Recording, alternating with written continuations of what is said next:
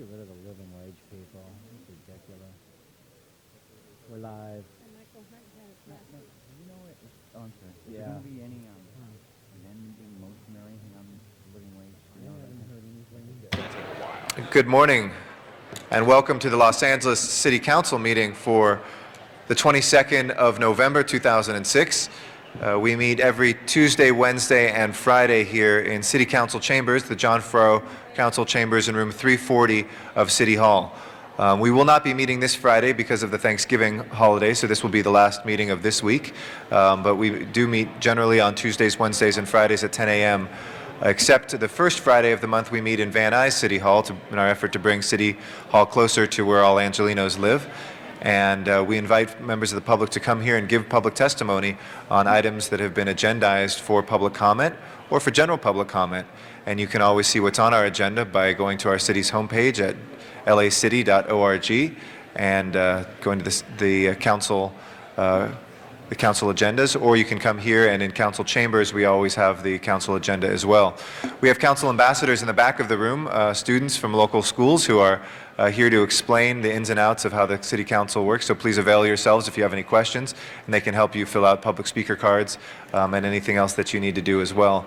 We're broadcast live each meeting on Channel 35, LA City View, through the city's cable system, and we also are webcast through the city's homepage, which again is at lacity.org, where there's a wealth of information about your city departments, elected officials, and other valuable information for improving the quality of life in your neighborhoods.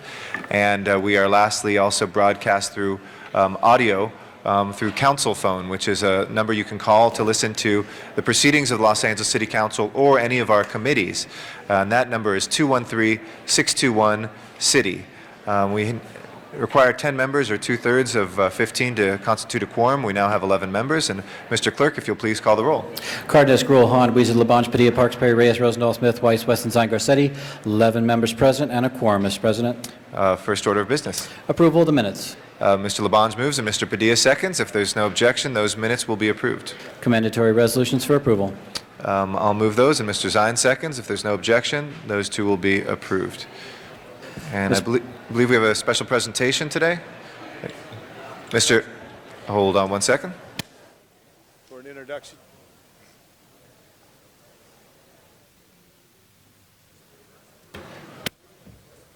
Okay. I'd like to recognize for a very special presentation for a very special guest, two council members, Councilmember Labange and Councilmember Padilla, and we are going to be, I know, waiting a special proclamation coming too, and I'd like to recognize the two of them at this time and welcome our very special guest as well.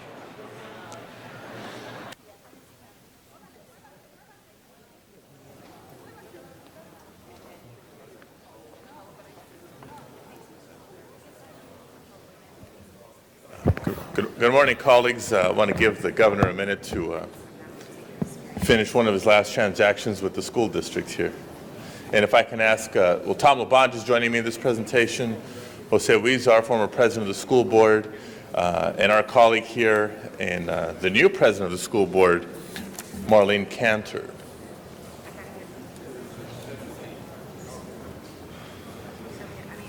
Tell the Admiral you'll call him back. Welcome, Mr. Romer, and welcome, Ms. Cantor. You've been summoned. Summons to the principal's office. No, we understand, we understand. Let's get a big hand for Roy Romer. Yeah. Ladies and gentlemen, Governor Roy Romer.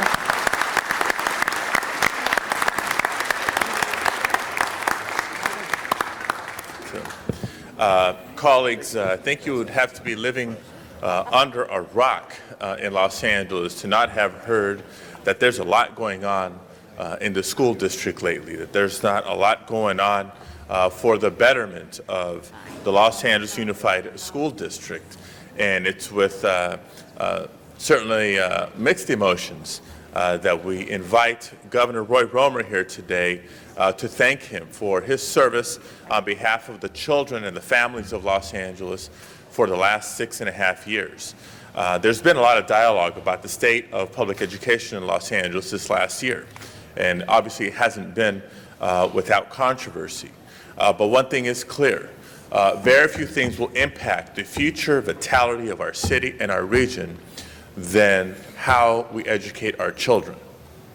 We also know the following, that Los Angeles Unified School District, second largest school district in America, with more than 700,000 students K through 12, with pre-K and adult education, an enrollment of over 1 million, with big budgets, the operating budget, the school construction budget, literally in the billions upon billions of dollars, and with a 7-member part-time board doing their darndest. We have no choice but to demand excellent executive leadership. And that is what we've enjoyed for the last 6.5 years with Governor Roy Romer, a proven leader who took it upon himself, not out of necessity, but out of desire and out of vision, to come to Los Angeles and tackle the second largest school district in America and take a monumental leap forward in terms of its performance and its service to the children and the family of Los Angeles. In June of 2000, Governor Roy Romer became the 45th superintendent of LA Unified School District, and since then has created an undeniable record of leadership and instruction. We have to look no further than the improving test scores at the elementary and now middle school levels, and I'm sure he'll talk a little bit about that.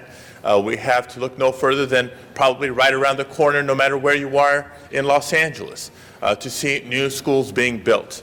A school construction program, dollar-wise, larger than the Big Dig in Boston.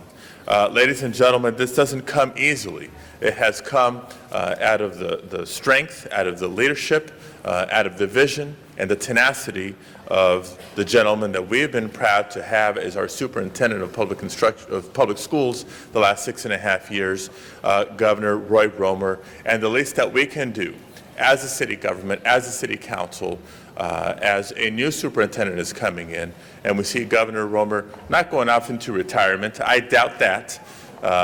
He'll either be involved with education or with ski lifts or something in between in the very near future. But the least that we can do is invite him here on this day to say thank you. And before I present this resolution on behalf of my colleagues here at the city, I do want to invite some of my colleagues, as well as Marlene Cantor, to say a few words. Let me begin by inviting Councilmember Jose Huizar, as I mentioned before, being our colleague, having served on the school board and president of the Board of Education. Councilmember Huizar. Thank you.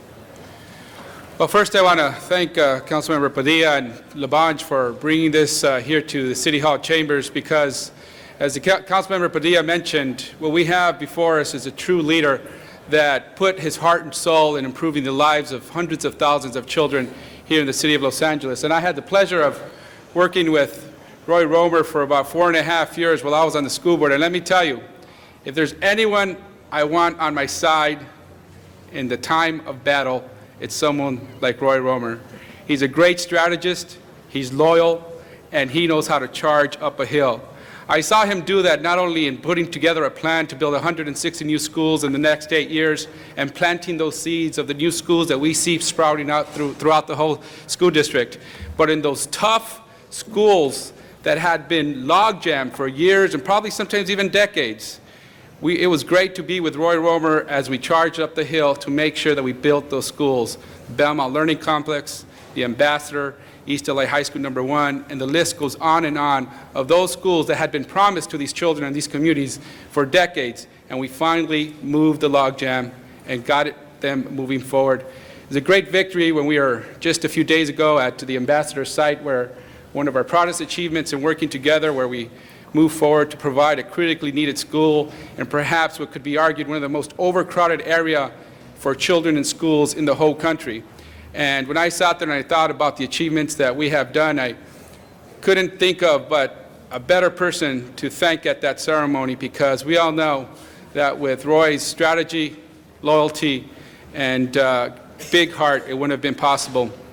I just want to finish by saying that I truly appreciated those times when we were discussing a particular issue and we are discussing the pros and cons of what to do in a particular issue.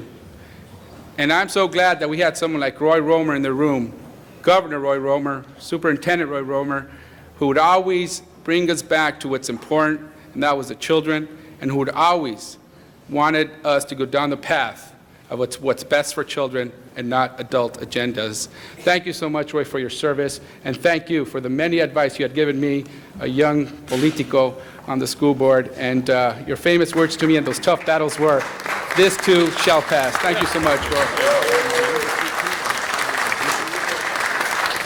And thank you, Member Councilmember Huizar and colleagues. I don't know if you know about this, but our next speaker is a graduate of LA Public Schools as well. He went to Marshall High School. I think that's John Marshall High School. I don't know if you knew that. He went to Marshall High School. Mr. Padilla, he always corrects us. Councilmember Tom LaBonge. John Marshall. I appreciate that. The San Fernando Tiger right there, Alex Padilla, Tony Cardenas, San Fernando Tiger, Wendy Gruhl, Kennedy Cougar, John Marshall, barrister, and then we have, that's it right there, But, you know, you got somebody up in the county. Zeb went to Fairfax, so that's okay. Here's a special man. In 2000, he came to Los Angeles for what was a 2-week job to head the Democratic Convention at the Los Angeles Convention Center. And I remember I was working then for Mayor Reardon, taking pictures like Sherry was of a distinguished group. And there was this big governor from California, head of the Democratic Party for the United States. Little did he know that in a few short weeks, he would be taking on a big, gigantic job and did big, gigantic things. In our history of Los Angeles, there have been many great people who've worked in the efforts of the people. One of the greatest of all was William Mulholland, who came from Ireland as an immigrant, not formally trained, but with the work of many others, hard-working labor of many others of all colors and creeds. They built a water system here. What a fantastic story is Mulholland. But then almost 100 years later, a guy comes in from Colorado, and he builds schools. And you know, it's so important to build schools because that's infrastructure that is so much needed because so many children had to get on school buses at 5:36 in the morning and leave the neighborhoods. I know Cahuenga Boulevard Elementary School, it was like an old movie. You'd see all those buses lined up and their parents crying as their kids were going to school early in the morning. This man built schools in the neighborhood so you could empower the neighborhood to do good things. Roy Romer is an angel in the City of Angels. I'm very proud of him. I'm very proud he's a family man, which is so important. Didn't need this job. He took this job because he said, I could make a difference. And as Alex articulated and Jose articulated, the test scores, I don't know if I would have made it through Marshall if you were superintendent, though. That's another story. But you've done great things. And this resolution is coming to you, but I truly wanted you to have Baked by the Nuns in Hollywood. And, underneath the Hollywood sign is the cloister order. I picked this up this morning, and the other day I gave one to Jay Leno, governor, and I told him about the nuns in Hollywood. He didn't know there were any nuns in Hollywood left there, but they're there because they make the greatest bread, and bread is what feeds the soul, but you've fed and nourished the students of Los Angeles for future generations. An angel in the City of Angels, Roy Romer. Thank you.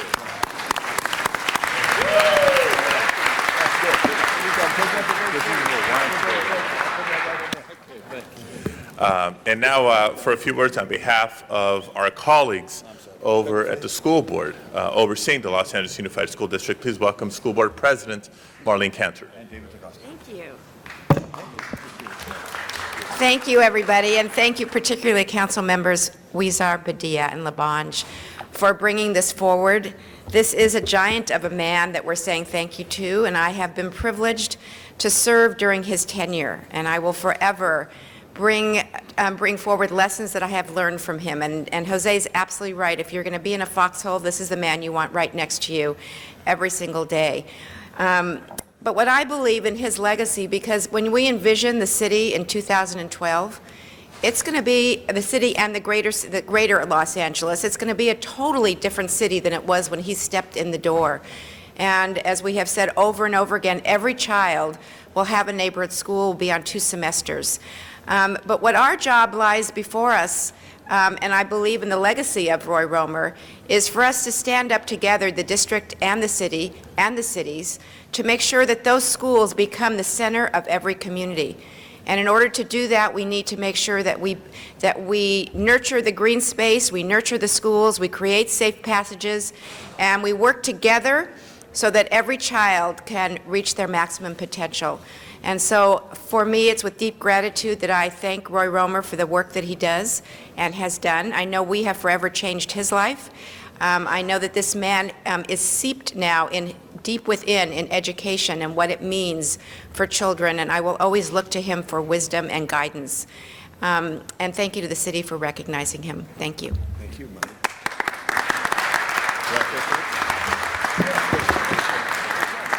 Please welcome School Board Member David Tukowski.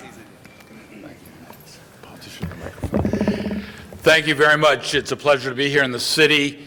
The ancient Greeks and the ancient Athenians knew what it was to have a democracy, but Roy Romer is both Spartan and Athenian at the same time. He's a person whose work over the last 6 years has done so much to revive this city and this school district. His deeds are across every part of this city, and I'm just very pleased that, Mr. President, council members, that you've taken this moment to celebrate what this gentleman has done for our cities in this county.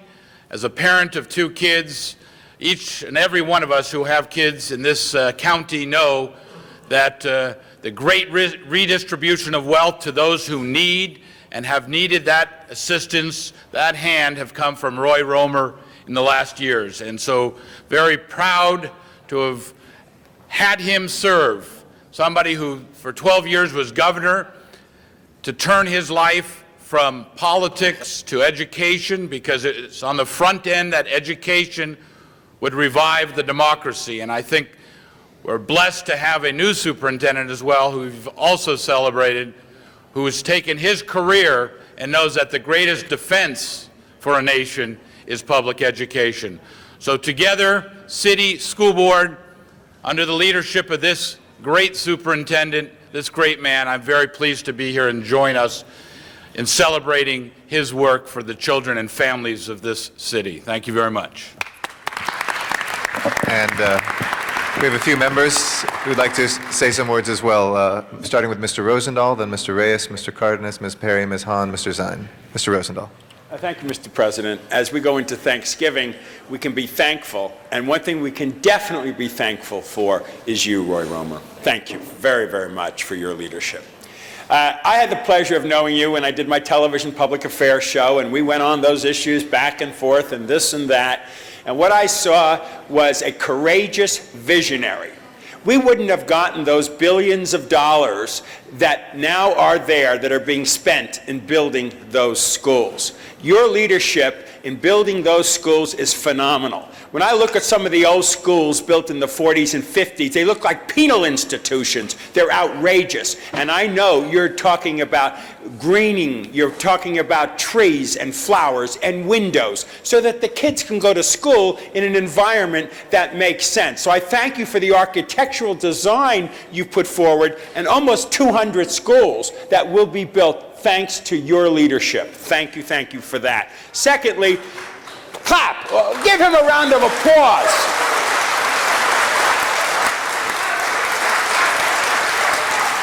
And I might say one of the reasons people applaud is in the 60s and 70s and 80s, the whole theory was busing. And these poor kids were getting up at 4:30 in the morning before the sun rose and coming back after the sun went down. And they were basically all being bused to schools, but the local kids weren't even there. So the integration concept really didn't happen. So your leadership of building the schools in the community where the people live so they can walk to school with mother or brother or aunt or uncle or husband, father, whatever, can walk to the school is so significant that it will dramatically impact every neighborhood in this great city. Now, Mr. Romer, you're a political person as well. You made the Democratic Party get stronger, so they took over the House and Senate. Now I look forward to your leadership in finding the next president of the United States. Thank you very much for everything you've done. All right, next, it's just a short order that I'm sure you can fulfill. So Mr. Reyes is our next speaker. The President of the United States, Governor Romer, that's a huge task now. But colleagues, I must share with you that in a district where we have over 40,000 people per square mile, here's a gentleman who proceeds forward with a great team and is building 7 primary centers and elementary schools, 1 middle school, 7 high schools, all in one district, District 1. Now, when you look at 3 high schools within maybe 5 city blocks, just on the other side of the Harbor Freeway, starting off with what was a debacle of a public display of incompetence and how we dealt with the Belmont School back in the early 90s. And to actually make it into a park, into a learning institution, a facility in which the kids can stay at home after generations were cheated out of what was rightfully theirs, is part of what I'll always remember about Mr. Romer.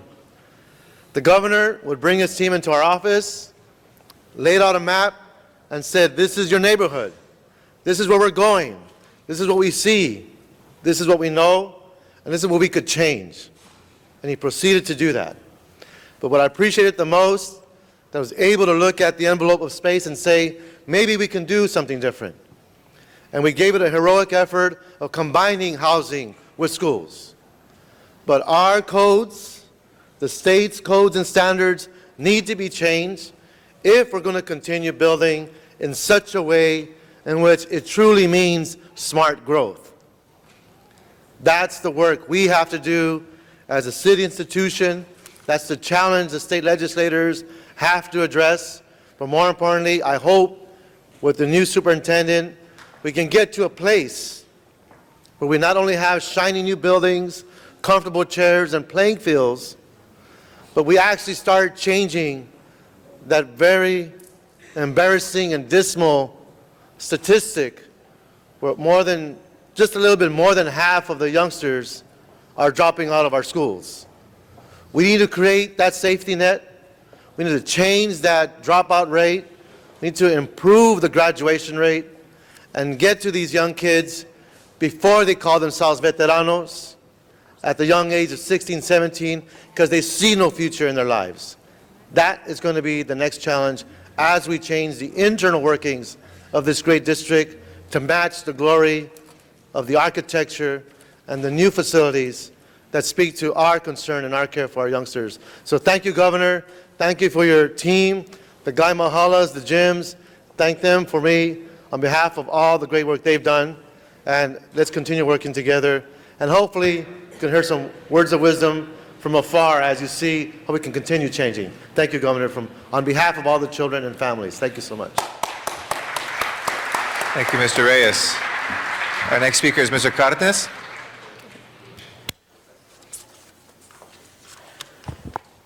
Thank you, Mr. President. Governor, Superintendent Roy Romer, I remember the first time you called me, you came to Sacramento and visited with me in my office, and I knew that you were going to be successful because the first words out of my mouth, I said, thank you so much for responding to my call. I just called this morning, and you were already in Sacramento, and you said, no, you're going to be the next budget chairman. I came to meet you to talk to you about what our priorities are. And there were many, many priorities. And since that conversation, you have spearheaded close to $20 billion in construction and new facilities for our children. That's a tremendous feat. As a matter of fact, it's something that is not paralleled anywhere else in the world that we're aware of, right? It's the biggest public works project on schools that has ever been done by man. Let's give him a hand, everybody.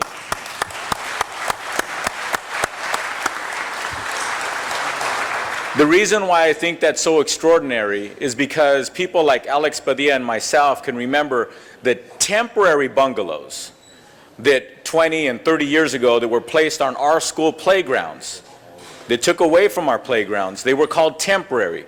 They're still there at Telfair Elementary today, but they're going to be gone soon because of the work that you spearheaded. And I say spearheaded because you know that you didn't do it alone. You know that you had a team of tremendous human beings, but it was your leadership that caused this action to happen so that we now have thousands and thousands of seats in our school district, and we're continuing to do that in the years to come, based on your leadership. As it was mentioned earlier, you didn't have to take this job. You didn't do this job because of accolades. You didn't take this job because you wanted to improve your resume and move on. You did this job because you wanted to. You chose to. And those were the exact words out of your mouth when I asked you if you were crazy. Those were my exact words. And you took it well. And you let me know that you're not crazy, and I knew you weren't.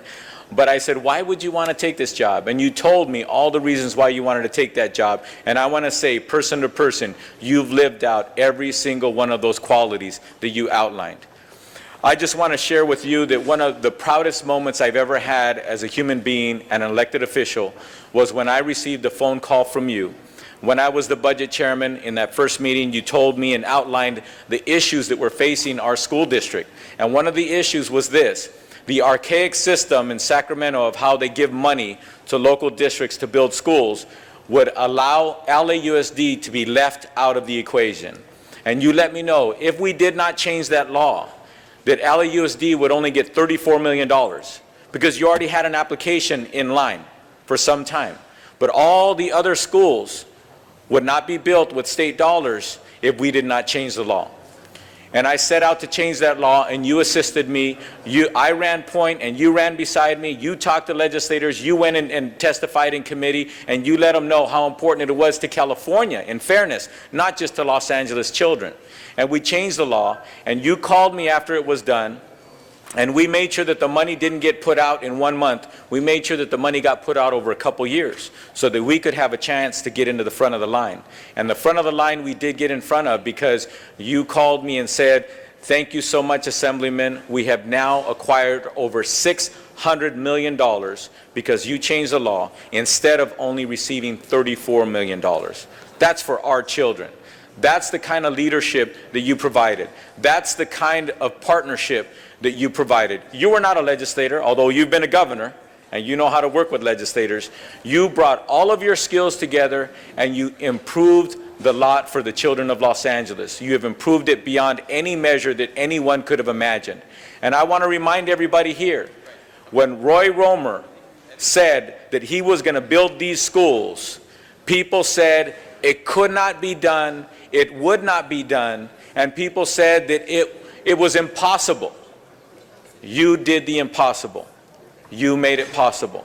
I just wanted to make sure that the people of Los Angeles understand the tremendous effort that you put forward and the unique human being that you are. And the most beautiful part about all of this, you didn't do it because you had to.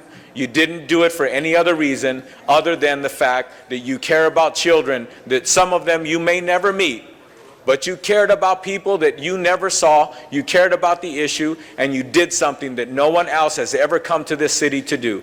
God bless you, and thank you for everything. Our next speaker is Councilwoman Perry. Thank you, Mr. President. Governor Romer, and I enjoy saying Governor Romer because you truly do govern, and you have governed, and you governed in what was always best for the children, even when things were directed at you that were negative or against you. You always fought, you always pushed back, and you always pushed back on behalf of the kids. And you did it in a manner that was forthright, that was on the record, that was direct. And even when it was uncomfortable, you were always honest, because that's who you are. And between Ed and myself, and we're neighbors, I don't know who has the most new schools, but I know that there are a lot of new schools in the 9th Council District. And because of you, these children have been given their lives back. They were given what they always deserved, a school in their community that they could walk to, where their parents could participate with them, participate in after-school activities, and be a part of the fabric of the community. That is what they deserve, and that is what you have given them, and that is your legacy. And for that, I will personally always be grateful every time I drive down a street or go to a meeting or go to a school and I see a parent walking down the street holding their child's hand because they're going to a meeting in the school because it's near where they live. And I have to say thank you for that. You fought hard and you fought long, but you fought fair. And I want to say thank you. Thank you, Ms. Perry. Ms. Hahn is our next speaker, and then Mr. Zine, Mr. Parks, and Mr. Wesson. Ms. Hahn. Thank you, Mr. President. Well, I just rise to congratulate Governor Romer and say you've done a good job. You had a huge challenge. As was said, you didn't need to take this job, but you did because you saw an opportunity to first and foremost help kids, and you've done a great job.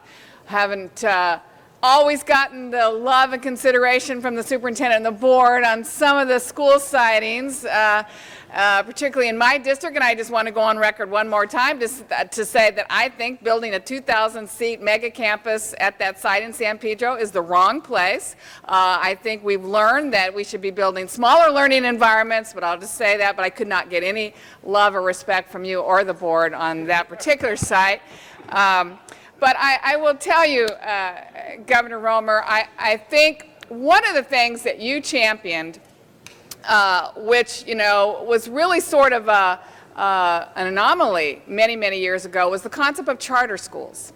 And while you might have not always had, you know, the continued love and enthusiasm from the school board on that, I actually believe that charter schools are an excellent form of public schools. And I will never forget when you came down to San Pedro right after you had gotten this new job and you challenged a tri-chamber breakfast between the San Pedro, Wilmington, and Harbor City, Harbor Gateway chambers. And you said, help me think outside of the box, help me think about how we relieve overcrowding in the schools in LAUSD. And you challenged the business community to look at the idea of creating a charter school, which ultimately, to me, is the best way to be business friendly in the city of Los Angeles, and that's to create more good schools, because we know that really preparing the next workforce is really the way to go for businesses. We now have, I think it's because of your challenge, because of your leadership, because of your vision, we now have the Port of Los Angeles Charter High School in its second year, 130 students who are not only learning about the regular curriculum requirements, but are getting an emphasis in maritime studies. These are students that will graduate from a LAUSD charter public high school who will have careers in things like port planning, transportation logistics, ship designing, the possibilities that have to do with the ocean and the maritime studies are limitless. And I think that will be one of your greatest legacies, is that you planted that seed in business people who had no experience in education, had no experience in starting a school, and I think it's one of the things now we are most proud of in the Harbor area, that that school exists. So thank you for that vision. Thank you for your leadership. You have done a great job, and I'll say with the two of you standing next to each other, Alex Padilla and Roy Romer, we have a new, I think, relationship between the city of Los Angeles and the school district. Alex Padilla, in his vision, decided to create a standing committee in the city council for education in neighborhoods. And Roy, you, in your vision, actually, I believe, hired at one time a liaison that was to be the intermediary between the school board and the city council. And I think that has resulted in joint use facilities and many other things. So good vision on both of you to create what I think is a lasting partnership for the benefit of the kids in Los Angeles. Thank you. Thank you, Ms. Hahn. Our next speaker is Mr. Zine. Thank you, Mr. President. Governor, I listened to my colleagues and all the accolades. You've been concerned about students and about facilities for students. When I look at the West San Fernando Valley, we have enough schools. You didn't do what was politically correct. You did what was right for education.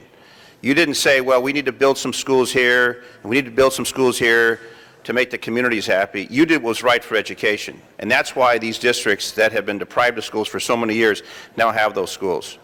Where we have more schools than we need in the San Fernando Valley because of the student population, you did what was good for education. I commend you for that. I know the times that we met at Taft High School when they had a little excitement. You were always there on the front lines. You didn't hide behind the superintendent's office. You were always out there. And when you pass those measures, and I remember one night we were waiting for the election returns. We were at the Pacific Dining car waiting for the election returns for the bond, and the accolades and the exuberation and the excitement when those returns came in, you were able to fulfill that commitment. There's no question that this city, this district has been without schools for over 30 years. And with your vision, your insight, and your determination, you plowed forward with that. You did it for the education, you did it for the students, you did it for the population. So I commend you for that. You're not the man to retire, because you have been in political office, you've run a school district, there's many open opportunities for you. So it doesn't matter how old you are, because the opportunities are still there, and they'll be knocking on your door to make that happen. But I commend you for all you've done. You've been there for the people of Los Angeles, for the students of Los Angeles, and when the schools are now in full operation and those grades start rising, we'll be able to look back to you and say it was Governor Superintendent Romer that brought this about. The new superintendent, Admiral Brewer, he's going to receive a lot of accolades for the work that you've done, because you set that foundation, you set that groundwork, and it's all benefit to the people of Los Angeles. So I congratulate you. I wish you well. I don't know if you're going to go to the sunny, snowy part of Colorado. I know you love that part of the country, but wherever it be, for you and your family, God bless you, and many happy returns, as they say. Governor, thank you. Thank you, Mr. Zine. Our next speaker is Mr. Parks. Thank you, Mr. President. Governor, I just wanted to stand and say thank you. Many of the things that you put forward impact the 8th District significantly. The kids that get on those buses and ride, a lot of them come from the 8th District. Talking about smaller schools and higher scores impact the 8th District. Reducing the dropout rate impacts the 8th District. The issue of charter schools is just beginning to take hold in a couple of places in the 8th District, is another benefit that we're going to achieve. And so we're just pleased that you have been able to touch so many things. And I've always appreciated it, even when we may not have agreed, we just continued to not be disagreeable, that we continue to work on what was most important for the children. And so I want to say thank you. Whatever you choose to do in your life, you're going to be continued success, because your track record has reflected such an overwhelming amount of success in the past. But the kids that are starting at primary school may not remember Governor Romer when they graduate from high school, but when they look around in those classrooms and see small learning communities, and see also the issue of talking about where young people should learn about trades and other activities to expand their ability to get employment, they'll all appreciate that, even though they may not know where it started, who conceived it, and why it's in place. They will be better students and better citizens for it. So thank you very much. Thank you, Mr. Parks. Last speaker in our queue is Councilmember Wesson. Thank you, Mr. President and members. It was very enjoyable for me to sit here and to hear so many of my colleagues say wonderful things about you, Governor, because they're true. But the downside to that is that it limits what I can say about you. So when you press your button, I guess I will press my button sooner the next time. But I just want to say that I thank you for being a public servant. We know that it's not a easy job, but when you're a true public servant, you're always looking for challenges. And I'm sure that coming to Los Angeles and working with the school board was a huge challenge. And when you do go to the snowy part of Colorado, we will view your tenure here as a successful tenure. Now, I was fortunate enough to, and Tony, you might remember this, when I was Speaker of the California State Assembly, I had 2 great staff people. And these people were great because they were trained under then Governor Roy Romer.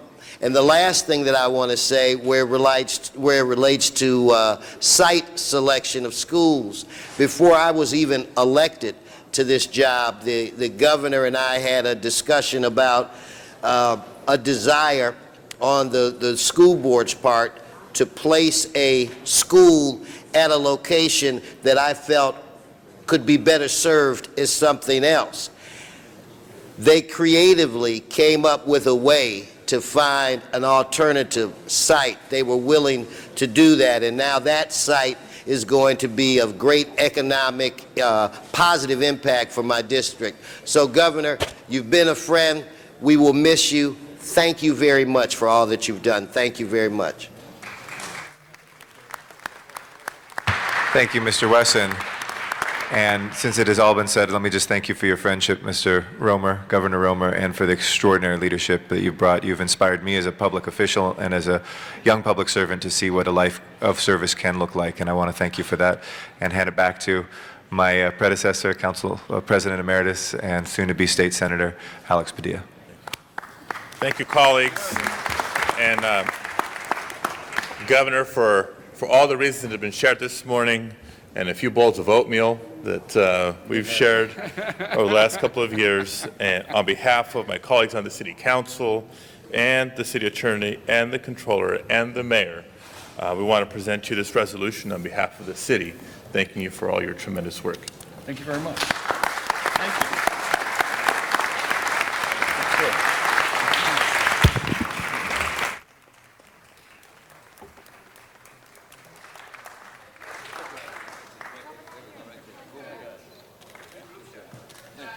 We're going to take a group shot. He's going to speak. Let me be very brief.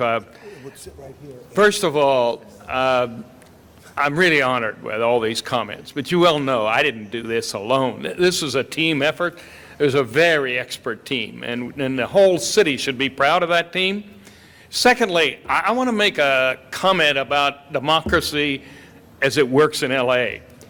We would not be able to have done this without the size of this city. Think carefully about where we built these schools. We built these schools in the poorest, economic poor part of this city, and where the children needed it the most. And we took the resources from that from all over the city, and it was the greatest income transfer that's occurred in California since the gold rush. I got to tell you, this is the way democracy should work. That is, take that resource where it is and apply it where it's needed. And you have been a part of that. So I think today, when we talk about this, we ought to celebrate a city of size. Now, there are always limitations to size, but in this particular case, think we would never have gotten this done had there been 20 individual school districts in this community. Right. Secondly, I want to inject a little bit of humor. I thought I should come and be accountable because the last time I was in this chamber, it was a issue of are the bathrooms clean? And so I thought of various ways that I could come and demonstrate that to you this morning, but they all passed through my mind, and I just want to say to you, you got to take it on my word, those bathrooms are clean, City Council, all right?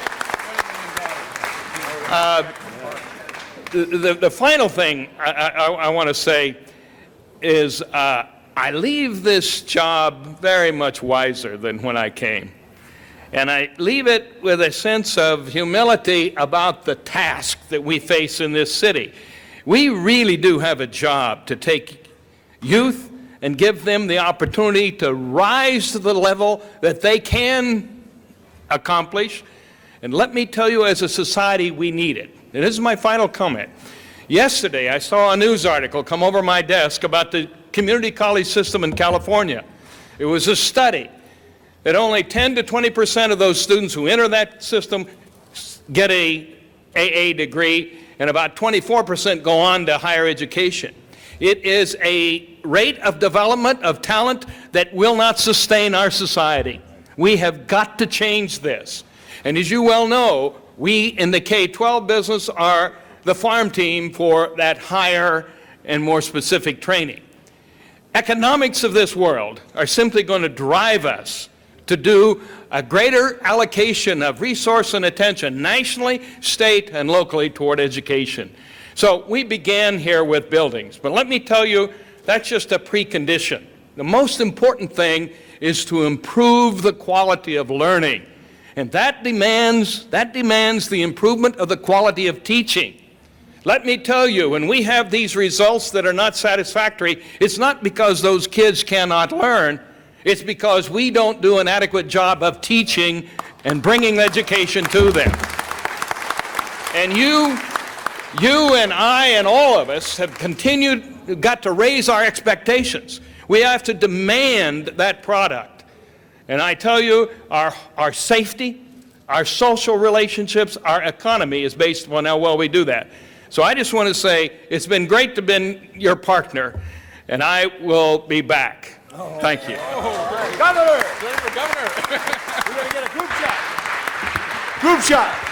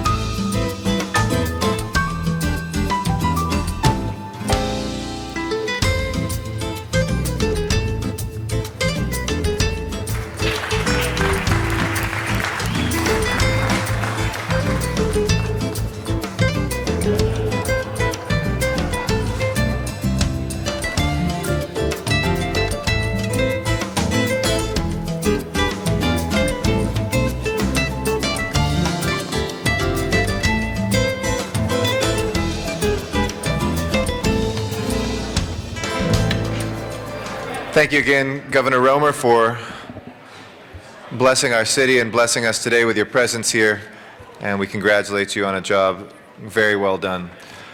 With that, we will return to the agenda. Let's run through the agenda.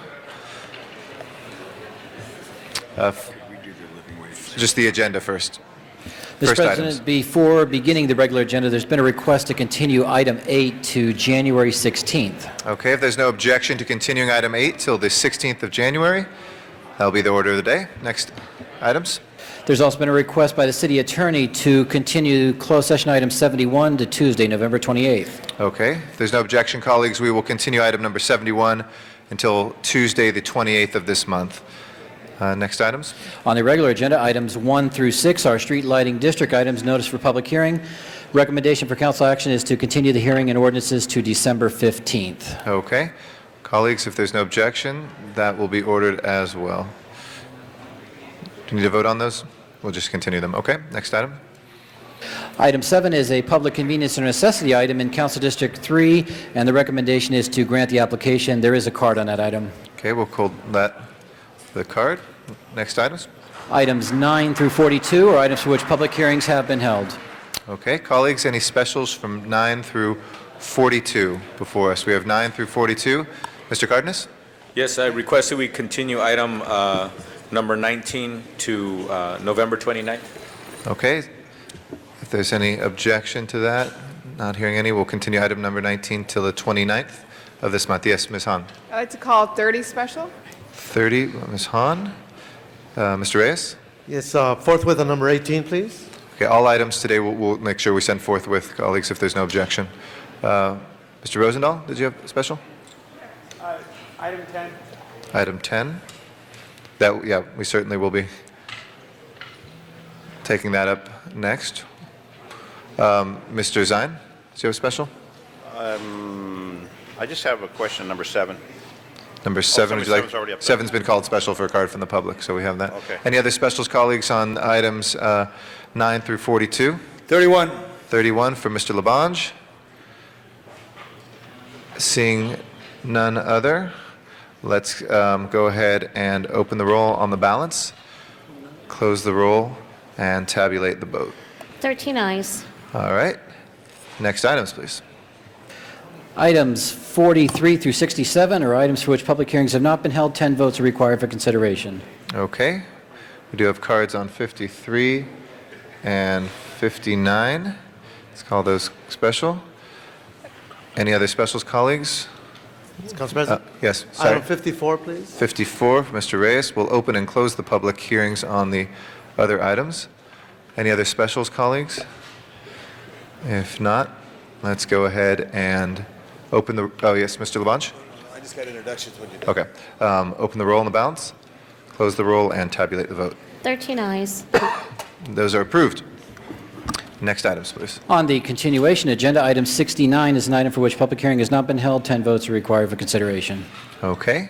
Is there any objection to consideration, colleagues? If not, anybody wishing to call 69 special? Mr. Parks. Okay. And next items, please. Items 70 and 72 are the closed session items. Do you wish to hold those on the desk? Please, let's hold those on the desk for closed session. That would take you back to the items called special. All right, let's take up item number 10. We've had a request to take that up first. I'm sorry, Mr. Labange? A quick introduction. Sure. Please welcome very gracious, beautiful artist, Waco Kido, also Bishop Yamamoto, and also Mr. Shuhawa, very special guest here working with our Nagoya, Los Angeles sister city. Give them a big hand and thank you so much. Welcome, and thank you for being here today. With that, I'd like to recognize Mr. Rosendahl on item number 10. To defer to the chair of our committee, Ms. Hahn. Okay. Thank you very much. Colleagues, today, first of all, I want to thank my colleagues for agreeing to have our second vote on this item today before Thanksgiving. I think that's the right thing to do, and I expect on our second reading of this, I'm calling it a very bold, historic day when we are going to be passing 3 new ordinances in the city of Los Angeles. One, it will give to the 3,500 workers who are working in the hotels along the Century Boulevard corridor a living wage. 2, we will say that if the hotel is, its name is changed, it's sold, it merges, that our hotel workers will be retained for, is it 90 days? 90 days, so that they are not just thrown out of a job. And 3, we are saying that the tips and the gratuity that people believe they are paying to the actual workers who work the banquets, the room service, that they will actually get to keep their tips because they are the ones that earn it.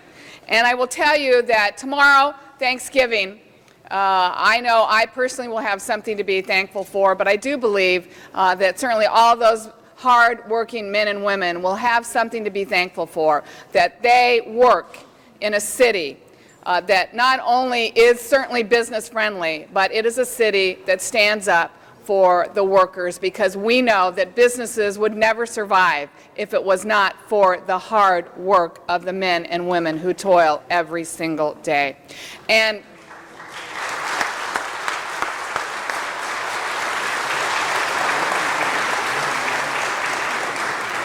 you are no longer the invisible workforce that you have been for many, many years. And I would encourage anybody who happens to be going out tomorrow for Thanksgiving, if you happen to be in one of these hotels, if you happen to be out for Thanksgiving dinner, that you take an opportunity to look in the eyes of the person that serves you and tell them thank you, because they are the backbone of the working in America. And I will tell you, one of the things that is important is that in this language of all 3 of these ordinances, we have a retaliatory action that is prohibited. That means that no hotel employer shall discharge, reduce in compensation, or otherwise discriminate against any hotel worker for opposing any practice prescribed by this article, for participating in proceedings related to this article. So there shall be no retaliation against any of you for being involved in this process.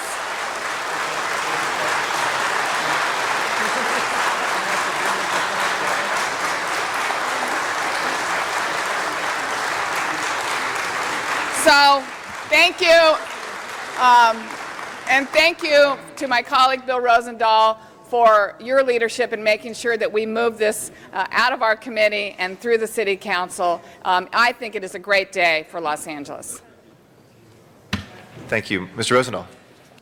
Mr. President, first I want to thank Janice Hahn for her incredible leadership in staying focused on this issue and bringing us to this moment today. Thank you, Janice Hahn. Thank you.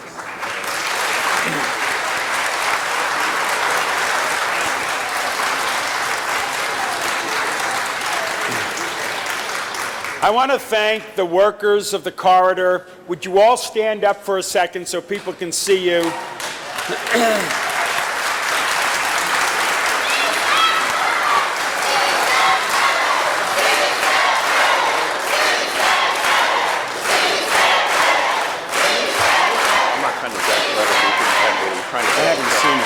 Bail himself out. We don't need to do it. Let me see it. Get it for me. And the reason I want to thank you today is I know it isn't easy to get out there and fight for your rights. I know the power is here and you're here, and it is always a risk when you do the kind of action that you have taken. A living wage is all we ask of every employer in America to give to its workers. A living wage.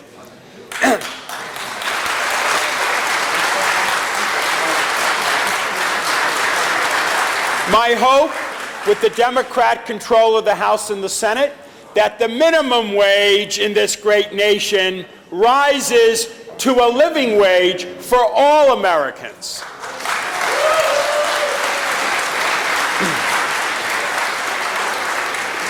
And I say to the business community, don't be afraid of this. This is not anti-business. This is as pro-business as you can get. A happy worker means a happy hotel, which means more business for the hotel. We all win.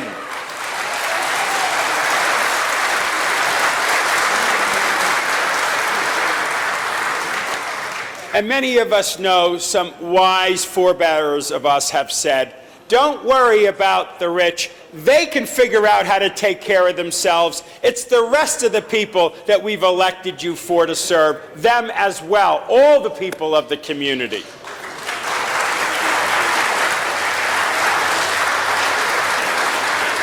And lastly, colleagues, especially you, I want to thank you all for being strong on this, for giving us a strong majority as we go into our second vote today. I thank you. We can all enjoy our Thanksgiving knowing that we're sharing the bounty with the proper people throughout the city of Los Angeles. Thank you, colleagues, and happy Thanksgiving. The final speaker on our queue is Mr. Huizar. Compañeros, mañana es el Día de Gracias y tenemos mucho que decir que estamos aquí dando las gracias. Este concilio, como ustedes saben, hizo algo tremendo. Cambió las leyes, hizo algo que nunca ha hecho antes y por eso le tenemos que dar gracias, no solamente a este concilio, pero a todos los amigos que tenemos en esta lucha para la justicia. Ustedes me dan la inspiración. Muchísimas gracias. Yo como un inmigrante también sé muy bien qué es recibir los beneficios, qué es recibir lo que se necesita para vivir. Muchísimas gracias. Estamos con ustedes. Gracias.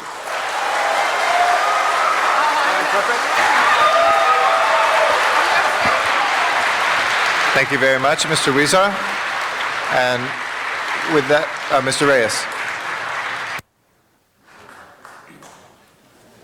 Colleagues, with these bold moves requires for us to rise to the occasion. I spoke about our collective decision-making capacities in changing our environment. This is where we're going to need your support. Each of you who chairs a committee that has influence in this corridor, we need to look at how we are able to stimulate that business. So those property owners who feel or think that we are overextending our discretion in the private market will also need to understand that we are not just trying, from their point of view, penalize, but improve.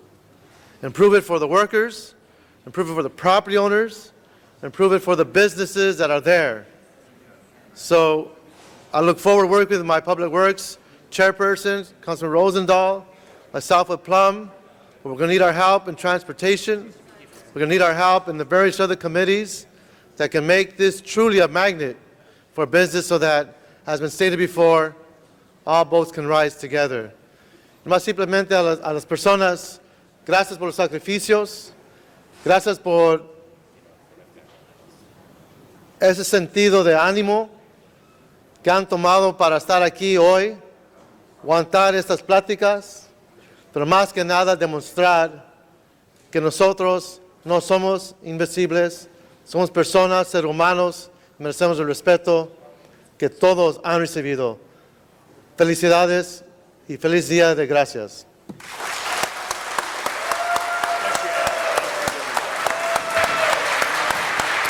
Thank you very much, Mr. Reyes. And with that, is there a request again? Perdón. Un momento, por favor.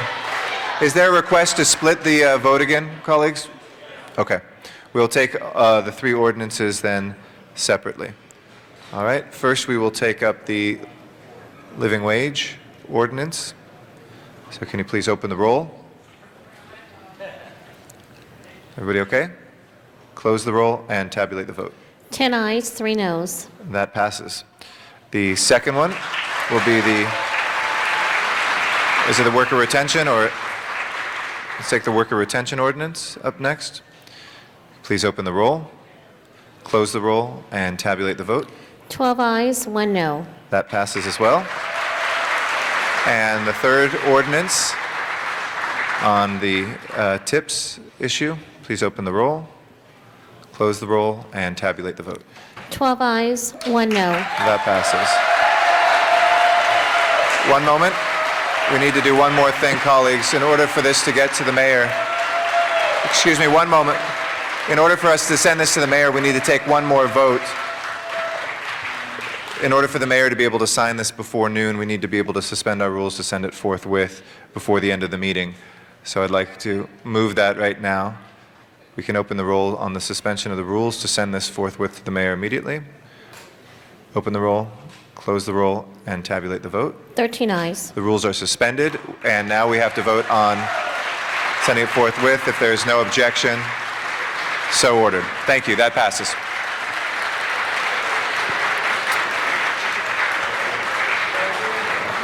We'll next take up public comment at this time. And if I can ask folks, as they make their way out of chambers, I'd like to thank them all for coming here today and being a part of our meeting. General public comment is here for items that are under our jurisdiction but not on the agenda. I'd like to ask the following individuals to come forward to speak for general public comment, beginning with Ann Lee. And after Ann Lee, it will be Max Mariscal and Jung-hee Lee. Ann Lee, welcome. Good morning. My name is Ann Lee, and I'm here on behalf of the Koreatown Immigrant Workers Alliance, a multiracial, nonprofit, community-based organization that advocates and organizes on behalf of Koreatown's working families. I really appreciate being here today. It seems like a very historic moment when the council is coming out in support of improving the lives of low-wage workers in the city. As part of our efforts to reduce our community's high poverty levels, Kiwa is currently organizing workers in Koreatown supermarkets to improve their working conditions and increase the poverty wages.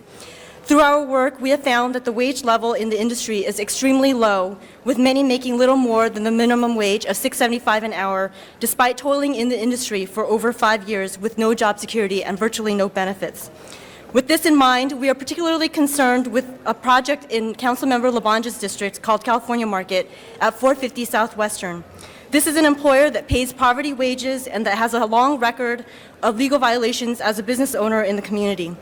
At the same time, they want the city to grant them numerous special requests, including a request to permanently change a residential zone for commercial use, which completely disregards the severe housing crisis faced by Koreatown residents. They also want to cut back significantly on green space, even though Koreatown is one of the densest ungreen areas in the city. This corporation will profit greatly from their proposed redevelopment, but how will the city ensure that developments like this will truly bring benefit to the Koreatown community? Many community members have spoken out at the various stages of this project's land use process to call for real community benefits for Koreatown.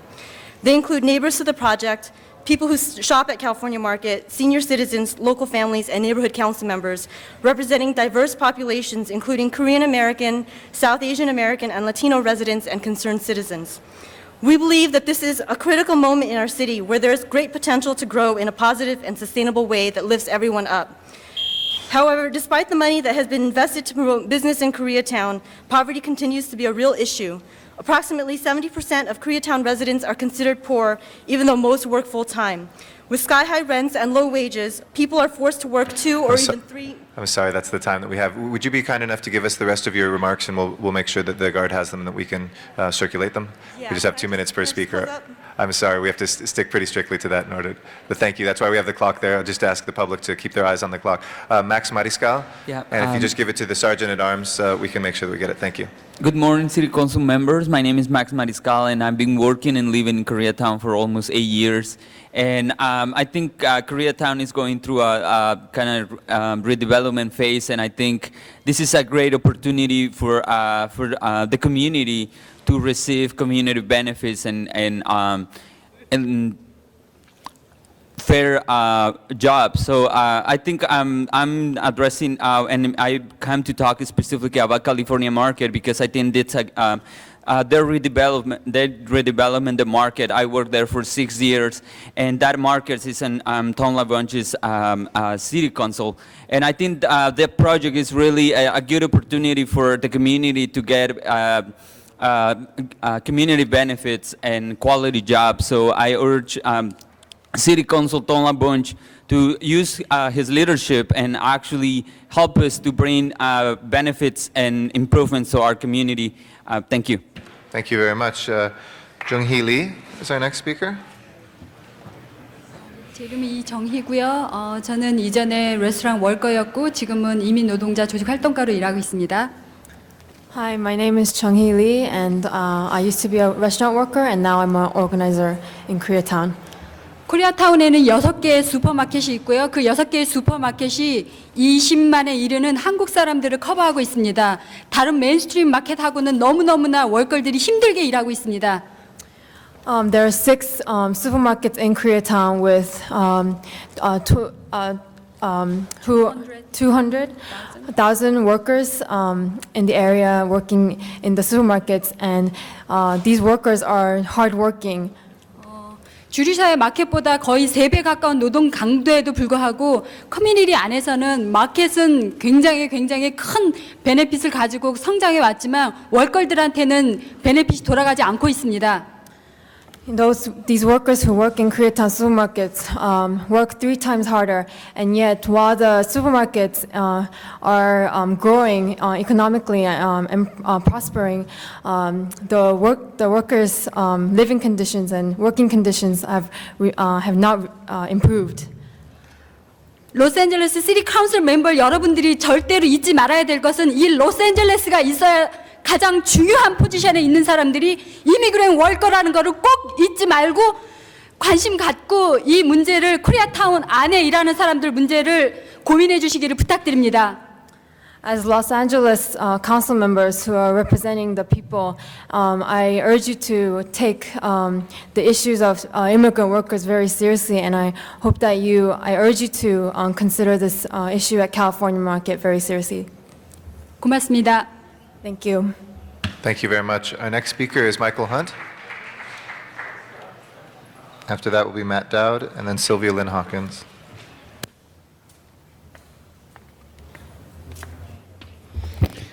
Hello, good morning. I think we just seen it all. Living wages, living is an agenda. I think that's what it's all about, is living. working, living. The message has become clearer and clearer to all of you guys what it's really about. It's really about living, living, living.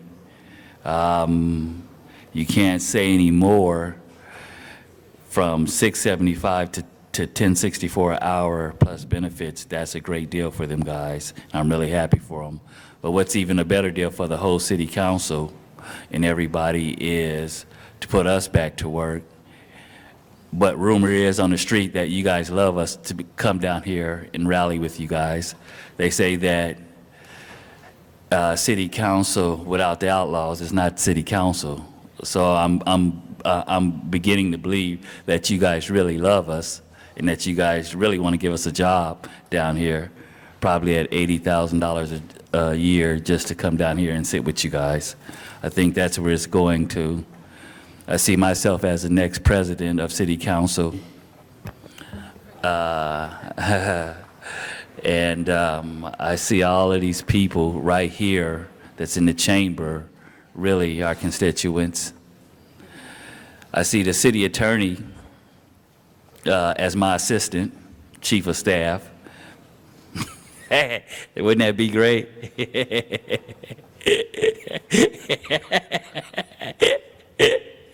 Wouldn't that be unbelievable? But better yet, you guys need to fix our ordinance so we can get back to work just like everybody else, so that we can give our own selves a raise. That's what it's about.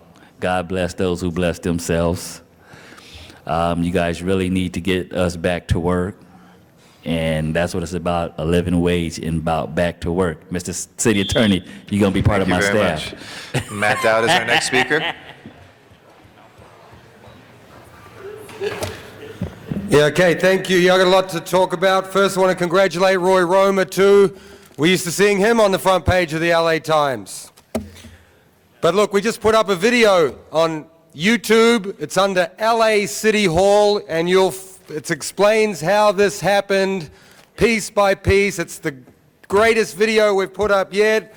It features Ed Reyes saying that we need to get the resources to the people so that they can look after their families and so that they can have housing. Two things that Mike Hunt doesn't have.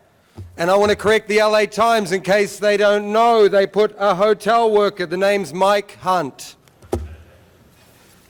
Now, on the living wage, I didn't even have public comment on that. I wish I could have had it before the vote went through, because Greg Smith said it too. There's conflicting info. There is no economic statement, the facts that we need to pass this ordinance. The transitional one, hell yeah, put that through.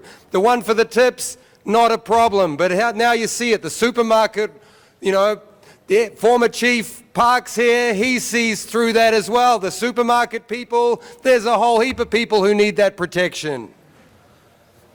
So I would have liked to see another couple of no votes on that and put it over for a little while longer, but I know you're going to try and stand up to this on the narrowly tailored because it's only Century Boulevard and you've got compelling government interest to protect the airport. That is called narrowly tailored, and that's what should be down on Venice Beach, not this broad, you can't sell clothing, because T-shirts with a political message are protected speech, and everybody should know that.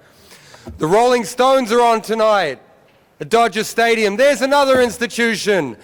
Right? We're not shutting down the zoo. We're spending $40 million there. We're spending $93 million on Griffith University, on Griffith Observatory. How many people go there and how many go to Venice Beach?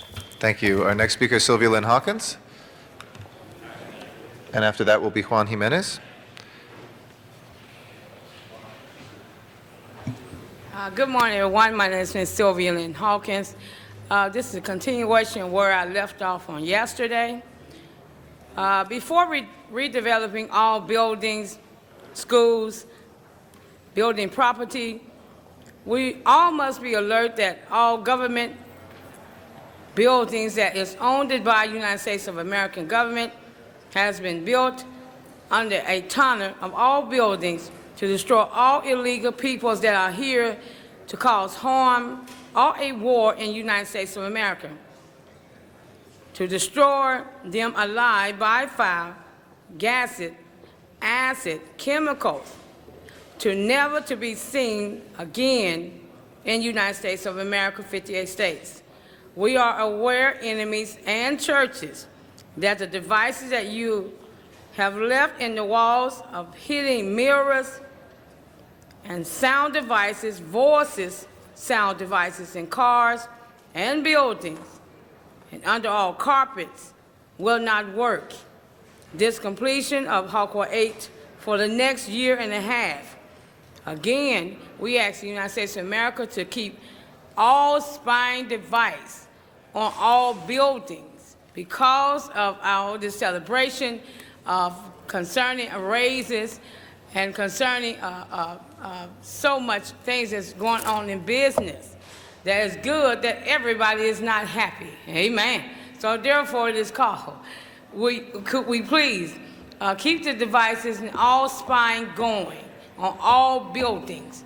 Thank you very much. Thank you. Our next speaker is Juan Jimenez.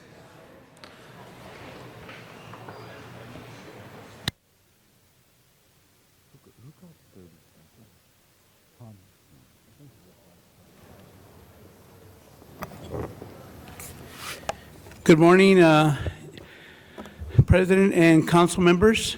The nature of my visit here is that we are in the moment of a lot of people throughout the city of Los Angeles are trying to get petitions to become a qualified candidate. However, I thought that we lived in the new day of freedom of speech and freedom of exercise, and not in the times of Germany when Hitler was running his country to eliminate a lot of freedom of speech and various things. It seems like when we're trying to go to various communities to gather our petitions to be signed, they are geared or focused not to sign our petitions by elected officials, by giving them information. I'm sorry, but we're not allowed to have you here or there or on the premises because we were given turkeys by a certain candidate. I think that it's an injustice. If a person is doing their job well, they should not feel threatened. In fact, they should welcome the competition. A healthy competition is great, but to eliminate or to control is really not right. When senior citizens cannot exercise their freedom of speech or choice and they're being dictated to chairperson, I think that that should come to a stop throughout the city of Los Angeles by the council members of this committee here and this circle. Any councilman that exercises that, I hope that they turn around and lift those kinds of conditions and allow the freedom of speech and the freedom of power for the people to be part of the process from the beginning and not just eliminate them. That's the reason of my nature to be here to bring this to you and your attention. Thank you, Mr. Jimenez. Is there Mr. Act out there?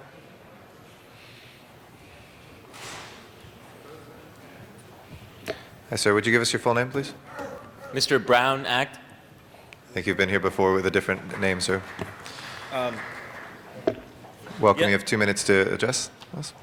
Thank you.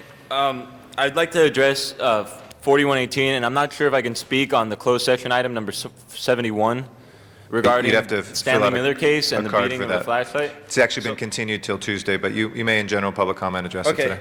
I have some items here that also talk about how tent cities actually can reduce the amount of violence in a city, and it's got the council file number on there if you guys care to Yeah, if see you'll that. just hand that to the Sergeant at Arms. And I'd like to bring up Devin Brown. Now, we have to think about what led up to Devin Brown, not just changing police policy, because LAPD's answer is let's change our shooting policy. Or in the Stanley Miller case, let's buy smaller flashlights. Maybe then we'll stop beating people up. That's not it. You need to change where it comes from. You need to fix the social gaps, the social safety net gaps that exist. Devin Brown was failing his classes. He was skipping school the weeks before. Where were the security nets that were supposed to help children like this? If their parents aren't competent, then they need to have safety nets regardless. Kids can't be thrown away and then shot when they decide to steal their parents' car. This isn't right. I really liked the way Mr. Reyes and Huizar, my fellow jailbird, said it when they said We need to provide the police department with comprehensive and specific tools to protect our neighborhoods without criminalizing individuals for being homeless, such as the Stanley Miller person. What led up to that? It doesn't happen overnight. Skid Row didn't happen overnight. So the answer isn't going to come overnight. We need to fix these social gaps, and 4118 is going to criminalize things further. Thank you very much. Our next speaker is Oscar Johnson.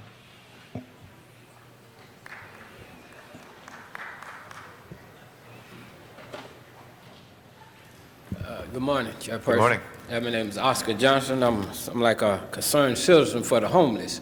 And I think it's kind of ridiculous action where the homeless are being treated like this every day, especially of people of color. And there's nothing to be done about it. Till we be a part of this American system and we see the destruction of African American people at the homeless, year after year, and no one doing anything positive toward the homeless. And the streets are very nasty and dirty downtown Skid Row and all over LA. They need repairing and need cleaning, and they need a facelift. And we need more positive images for the homeless people on Skid Row. And it need to be more clean around the drug. It's a very drug-expected area. And the police department is ridiculous on people of color down there. They only present about 90% of their time on Skid Row, and the rest of Los Angeles is not being taken care of through the Los Angeles Police Department.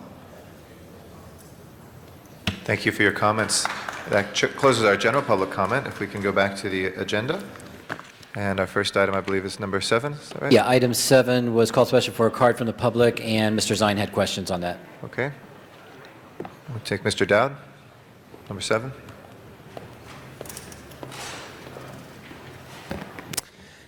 Yeah, thank you. I've taken a few moments to consider this item, and I've decided to order that this be approved immediately, and I'm demanding a unanimous vote, and let's push this one through because I've checked it out.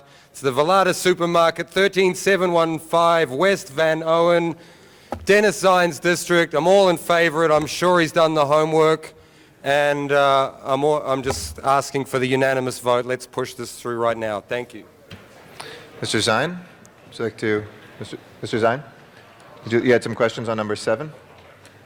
You'd like to, and then... Number 7, the matter is in District 2. It's a correction. It's not District 3. It was Okay. District 2, and I think that Mr. Reyes, I believe, Mr. Reyes is has- going to take care of that. Okay, Mr. Reyes? Yes, I wanted to thank you, Councilman Zine, and also on behalf of Councilman Gruels to move this forward. Okay? Okay, great. We'll have that correction if there's no objection. Let's open the roll, close the roll, and tabulate the vote. 11 ayes. Okay. Next item, please. Item 30 was called special by Councilmember Hahn. Okay. Ms. Hahn, item number 30 is before us. Thank you, Mr. President. Colleagues, I introduced this because I am still very, very concerned about what's happening with the sort of the attempted consolidation of Harbor UCLA and King Drew Medical Center in Watts. And what has come forth as the only viable solution right now is to have many of the core services being done at Harbor UCLA in Torrance and no longer in the community of South Los Angeles in Watts and Willowbrook. So I'm concerned about a lot of things, but one of the things I'm really concerned about is transportation and how will the residents of Watts access their health care now that some of those key services are in Torrance? One of the things that is very difficult to imagine for me is the pediatric intensive care unit, neonatal intensive care. It will now be in Torrance. Can you imagine having a new baby or a very young child who's critically ill, and of course all you want to do is be by their side all the time, but now you're living in Watts and they're in Torrance, and many people in South Los Angeles are completely dependent on our public transportation system. So I'm concerned about that. And just to give everybody a sense, a resident who lives near the hospital will travel over 11 miles to Harbor UCLA, assuming they have a car. Those who rely on public transportation will travel nearly 18 miles and spend at least an hour and a half to get there, and that's, during peak daytime hours. I think the evening could be even more difficult to access health care. So I'm hopeful that a couple of things. One, that the MTA will agree to increase the stipend, and I'm talking to Bernard Parks here because I know, Mr. Parks, you're our representative on the MTA. So I would love for you to really take a look at this comprehensively and see whether we can come up with some solutions for the residents of South Los Angeles. One, I'd like to see the MTA increase the stipend available to needy residents. I guess there's an immediate needs program, which currently offers $28. I'd like to see that go up to $52 to allow residents to afford a monthly bus pass or multiple taxi trips to their new health care location.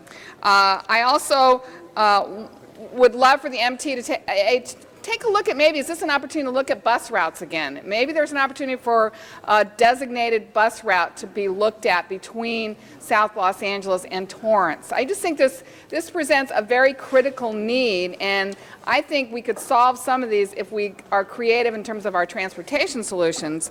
So basically what I'm asking is that our DOT, work with MTA, work with the county, and come up with a comprehensive transportation solution plan for this very, very critical need. You know, Martin Luther King Hospital was built 40 years ago, and it was built on the belief that everyone deserves to have access quickly, closely, conveniently to where they live. Many people in South Los Angeles really were dying 40 years ago because of the distance they had to travel to access health care. So 40 years later, we're back in the same situation. I know we're trying to save King Drew, and I know the county has come up with this plan to appease everyone, but part of this plan is forcing them to relocate key health services in Torrance.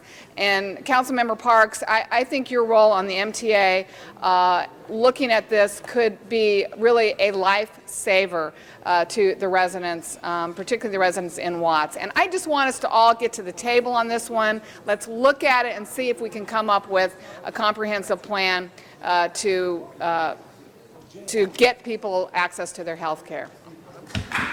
Thank you. Mr. Parks is our next speaker. Thank you very much, Mr. President. I think that you're absolutely right, and one of the things that we asked in committee was not only that we look at the routes, but we advised the public actually what services or what facility. The two things I think that are important for the public is that there is a service sector governance council for each region of the county, and twice a year they review all routes that are currently in place, make alterations so that they can move and change routes at a specific time in the year. So all the things. What about there's a crisis? Well, I'm saying, but those are that's the location to bring those, because route changes and route development is at the community level, at the Service Sector Governance Council.